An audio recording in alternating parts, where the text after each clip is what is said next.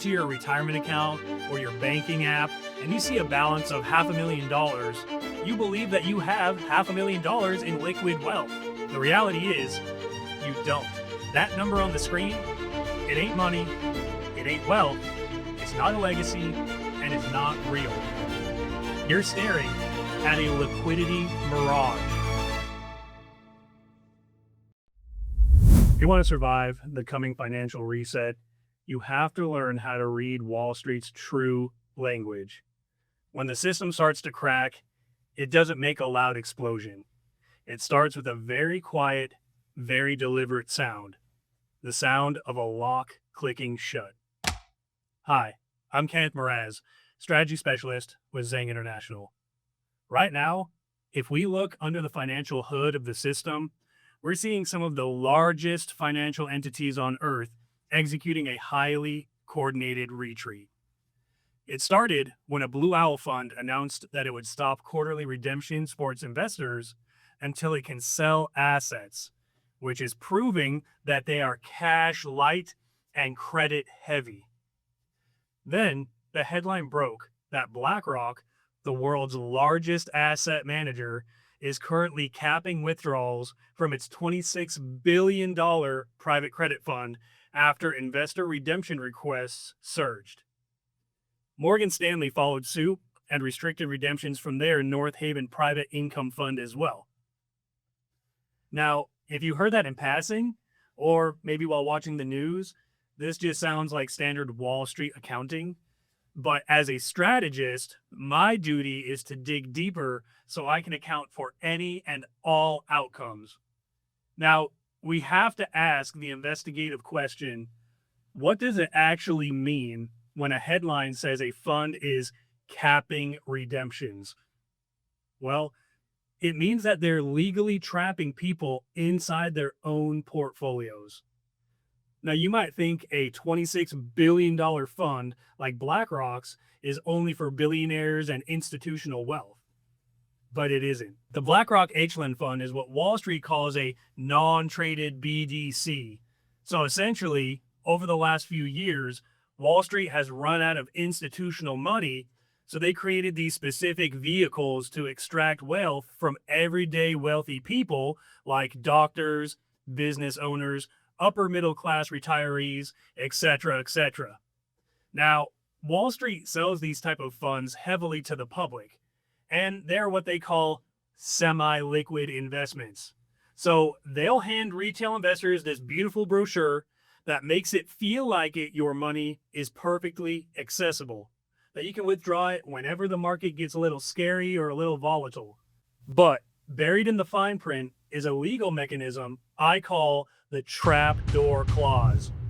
This clause specifically states that if too many people start to smell the smoke and they run for the exit at the same time, the fund manager has the unilateral legal authority to put a chain on the exit door and lock people in.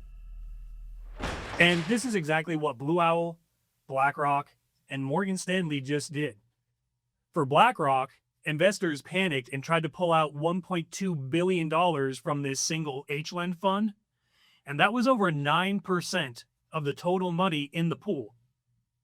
But BlackRock just simply activated the trapdoor clause, capping exits at just 5% of the total money in that fund. They handed back a fraction of the cash to a lucky few and told the rest of the retail investors who were begging for their money, nope, your wealth is now frozen and you're in for the ride.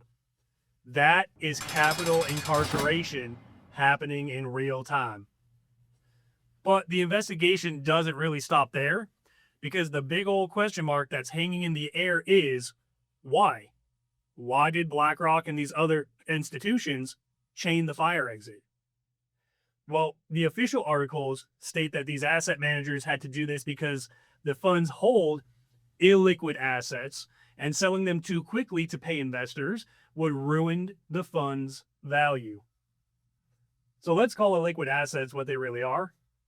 BlackRock's $26 billion fund operates in what's called the private credit market. So private credit is just a nice, clean, pristine Wall Street term for ghost loans.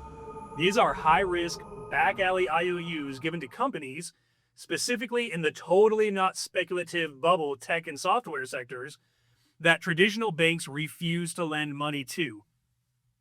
These ghost loans don't trade on any public market. You can't just click a button and sell them. So if BlackRock is forced to sell these toxic loans to give you your cash back, they have to sell them at pawn shop prices. And if they do that, the entire illusion of the fund's value collapses overnight. And we have definitive proof that this illusion may be starting to crumble right now because of what one of the largest banks in the world just did. As the next domino to fall in the cycle, JPMorgan Chase is actively marking down the value of certain private credit loans, and they're strictly limiting how much money they're going to lend to these exact private credit groups. So, translated, that means JPMorgan acts as the master pawnbroker for Wall Street. And the pawnbroker just looked at Wall Street's collateral, these ghost loans, and said, this stuff is toxic. We're not going to lend you any more money against this garbage. The financial system is this beautiful, accommodating, 5-star resort when you're walking into it from the front door to make a deposit. But the absolute instant that a systemic crisis hits and the herd turns around to withdraw their wealth, the tides sure do turn. Let's look closely at the exact forensic footprint of the 2008 collapse. In 2008, the system broke because the massive institutional funds were desperate to show a high yield to their investors. So, to fake that yield, they quietly stuffed the system with subprime, garbage mortgages. We're watching the exact same financial malpractice happen right now in real time, but the color of the paint on the dumpster is just a little different. Because high interest rates and inflation have broken the traditional models, these massive funds have quietly dipped into lesser rated, highly dangerous private credit just to keep the illusion of their returns alive. It's kind of like a corrupt contractor who runs out of steel and concrete. So he stuffs the load-bearing pillars of your house with crumpled newspapers, styrofoam, and old bicycle tires. Then he just slaps a smooth coat of plaster over it so it looks like a vault. On the outside, your retirement accounts, your pension, and Wall Street's credit funds look like a solid brick wall. But on the inside, these financial engineers have stuffed the foundation with toxic filler just to survive the devaluation of the dollar. And this is why the JPMorgan news is an indicator of where we are in this currency's life cycle.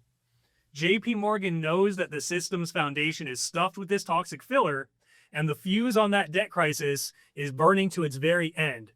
So they're quietly pulling out their own capital from out of the blast radius, while BlackRock, Morgan Stanley, and Blue Owl drop the chains on the fire exits, leaving the retail investor locked inside of a building that's starting to go up in flames.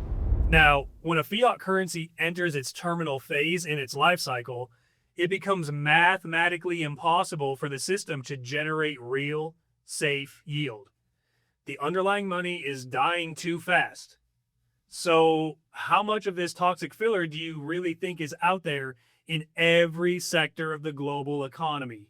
When you look at BlackRock's capital limits and the widening credit spreads across the market, all you're looking at is the stress fractures in the global financial foundation. BlackRock, Morgan Stanley, Blue Owl, and the banking elites know exactly what happens next, because this happens every single time when the currency ends its life cycle. The second that the market fully realizes the music is about to stop and investors demand their capital back, the system doesn't have the liquidity to pay everyone. This shows the reality of your own wealth today.